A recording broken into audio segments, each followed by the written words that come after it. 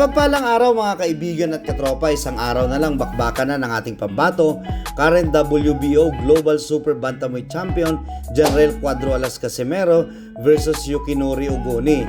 Isang 10-round Super Bantamweight fight. Nakataya ang lahat sa laban na ito kahit sa tingin ng mga haters at minamaliit nila na isa lang itong 10-round fight.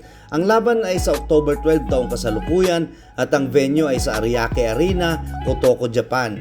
Di nila matanggap na ito ay road to Inoue ni Cuadro Alas dahil nasabi na noon ng monster ng Japan na nais na niyang harapin o labanan si Cuadro Alas.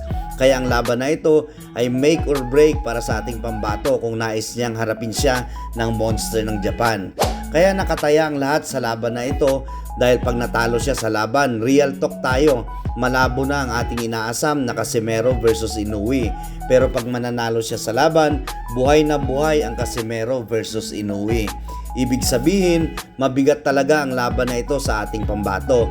Nakadagdag pressure ay sa Japan gaganapin ang laban.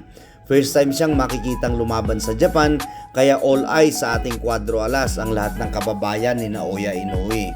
Sa kondisyon ng ating pambato, makikita natin na may kalalagyan talaga si Ugoni sa laban pero di pwedeng magkumpiyansa dahil dati siyang world champion sa IBF Super Bantamweight Division.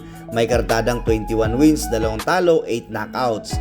Wala masyadong knockout sa mga panalo ni Ugoni at base sa kanyang record, meron lang itong 38% knockout percentage. Masyadong malayo ikumpara sa ating pambato na mayroong 67% knockout percentage.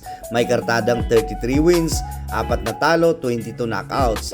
Ating abangan sa sunod na araw, October 12 taong kasalukuyan, ang labanang Casimero versus Ugoni.